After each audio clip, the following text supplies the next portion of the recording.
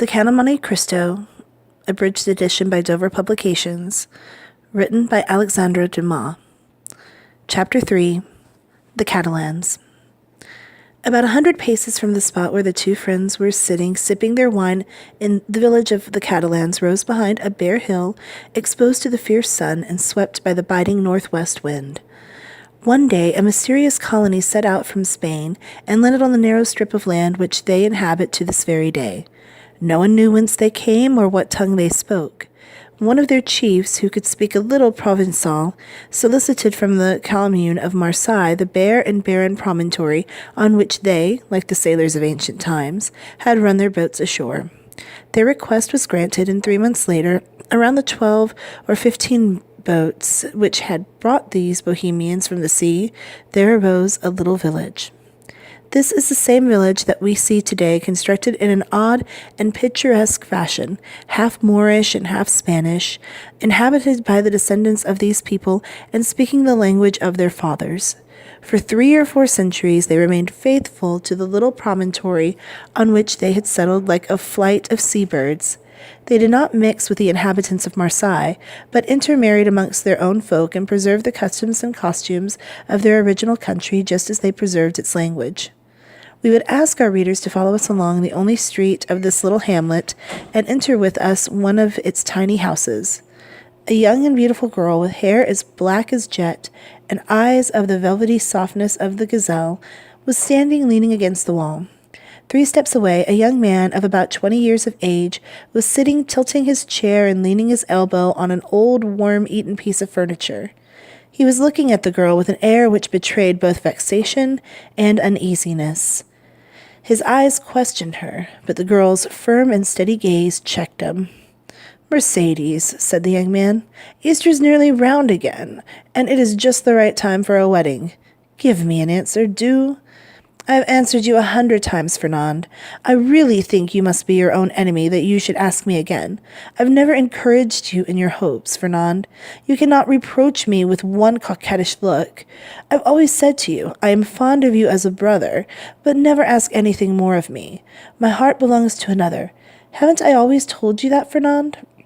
"Yes, I know, Mercedes. I know that you have always been cruelly frank with me." "Fernand," Mercedes answered, shaking her head, "a woman becomes a bad housekeeper and cannot even be sure of remaining a good wife when she loves another than her husband. Be satisfied with my friendship, for, I repeat it once more, this is all I can promise you." Fernand rose from his seat, walked around the room, and returned to Mercedes, standing before her with scowling brows. "Tell me once more, Mercedes, is this your final answer?"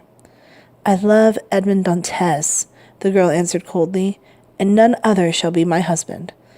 "You will always love him, as long as I live." Fernand bowed his head in defeat, heaved a sigh resembling a groan, and then suddenly, raising his head, hissed between his clenched teeth, "But if he is dead?" "If he's dead, I too shall die." "But if he forgets you?" "Mercedes!" cried a gladsome voice outside the door. "Mercedes!" "Ah," the girl exclaimed, blushing with joy and love, "you see he has not forgotten me, since here he is." And she ran toward the door, which she opened, calling, "Here, Edmond, here I am." Fernand, pale and trembling, recoiled like a wayfarer at the sight of a snake, and finding a chair sat down on it. Edmond and Mercedes fell into each other's arms. The fierce Marseille sun, which penetrated the room through the open door, covered them with a flood of light. At first they saw nothing round them. Their intense happiness isolated them from the rest of the world. Suddenly Edmund became aware of the gloomy countenance of Fernand peering out of the shadow, pale and menacing, and instinctively the young man put his hand to the knife at his belt. "I beg your pardon," said Dantes. "I did not perceive that there were 3 of us in here." Then, turning to Mercedes, he asked, Who is this gentleman?"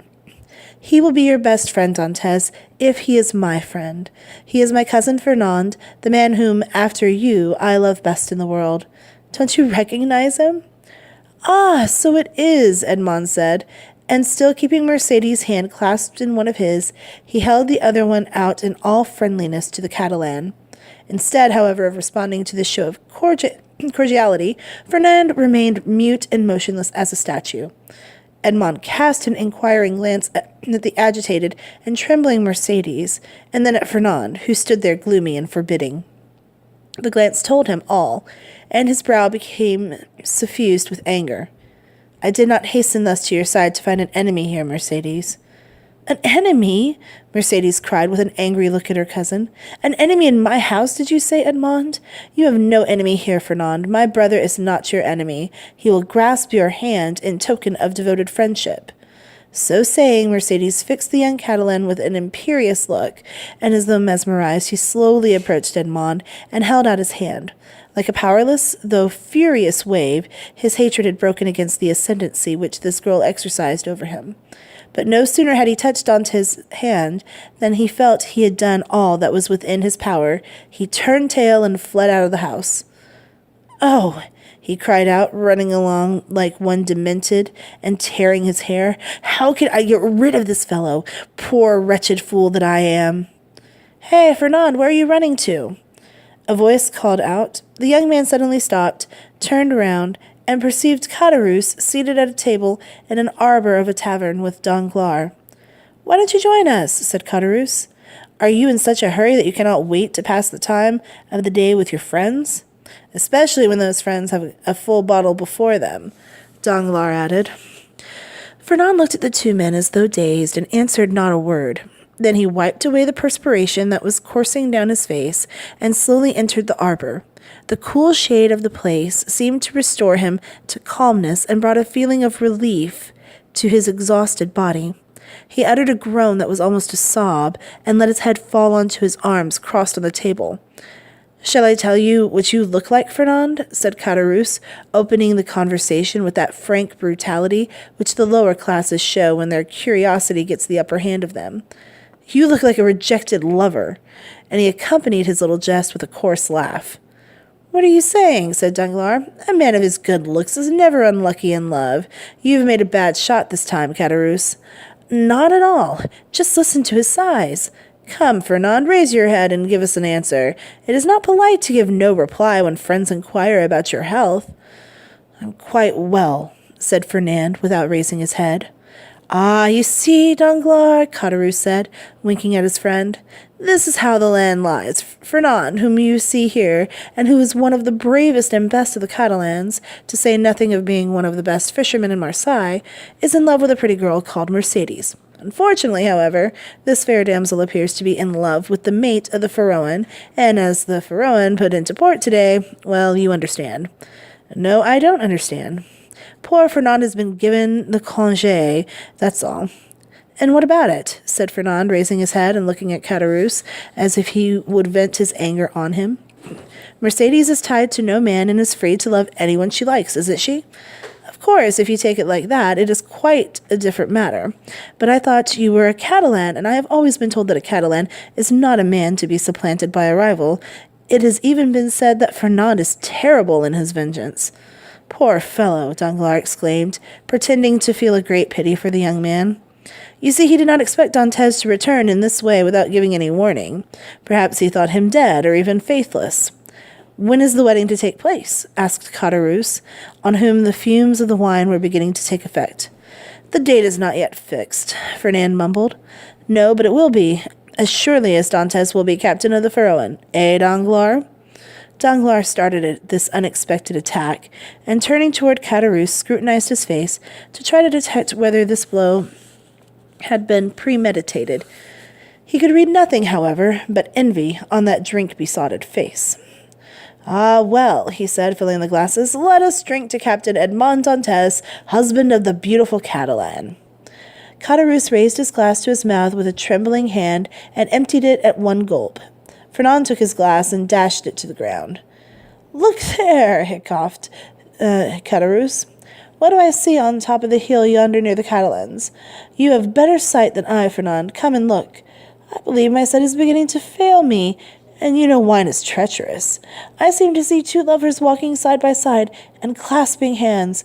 Heaven forgive us! They have no idea we can see them, for they are actually kissing." Danglars did not lose one agonized expression on Fernand's face. "Do you know them, Monsieur Fernand?" he asked.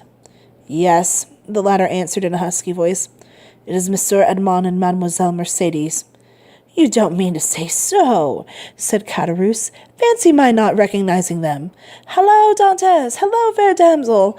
Come here and tell us when the wedding is to be, for Monsieur Fernand is so obstinate that he won't say a word."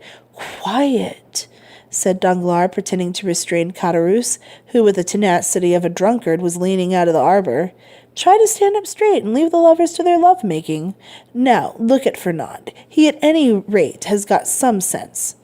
Danglars looked first at the one and then at the other of the two men, the one intoxicated with drink, the other mad with love. "I shall not get any further with these two fools," he murmured. "Dantès will certainly carry the day. He will marry that fair damsel, become captain, and have the laugh over us, unless—" A livid smile was seen to pass over his lips. "Unless I set to work." "Hello!" Caderousse continued to call out, half out of his seat and banging on the table. "Hi there! Edmond, don't you recognize your friends, or are you too proud to speak to them?" "No, my dear fellow, I am not proud, but I am in love, and I believe love is more apt to make one blind than pride is." "Bravo! A good excuse," Caderousse said. "Good day, Madame Dantès." Mercedes curtsied gravely and said, "That is not yet my name, and in my country it is looked upon as bringing bad luck when a girl is given her sweetheart's name before he has become her husband. Call me Mercedes, if you please." "I suppose your wedding will take place at once, Monsieur Dantès?" said Danglars, bowing to the young couple. "As soon as possible, Monsieur Danglars. All the preliminaries will be arranged with my father today, and tomorrow, or the day after the latest, we shall give the betrothal feast at La Réserve here, at which we hope to see all our friends. You are invited, Monsieur Danglars, as also you, Caderousse, and you, of course, Fernand." Fernand opened his mouth in answer, but his voice died in his throat, and he could not say a single word. "The preliminaries today. Tomorrow the betrothal feast. To be sure, you are in a great hurry, Captain." "Danglars," Edmond said, smiling, "I repeat what Mercedes said to Caderousse just now. Do not give me the title that does not yet belong to me. It brings bad luck." "I beg your pardon. I simply said that you seem to be in a great hurry. Why, there's plenty of time. The Pharaon won't put out to sea for another 3 months." "One is always in a hurry to be happy, Monsieur Danglars, for when one has been suffering for a long time, it is difficult to believe in one's good fortune. But it is not selfishness alone that prompts me to press this matter. I have to go to Paris." "You are going on business?" "Not on my own account. I have a last commission of Captain Leclerc's to execute. You understand, Danglars. It is sacred. But you can put your mind at rest. I shall go straight there and back again." Yes, I understand," said Danglars aloud. Then to himself he said, "To Paris? No doubt to deliver the letter Maréchal gave him. Better and better. The letter has given me an excellent idea. Ah, Dantès, my friend, you are not yet entered into the Pharaon's logbook as number 1. Then turning to Edmond, who was moving away, he called out, "Bon voyage!" "Thank you," Edmond replied, turning round and giving him a friendly nod. Then the two lovers went on their way, peaceful and happy, like two of the elect on their way to heaven, while the 3 men continued their interesting conversation.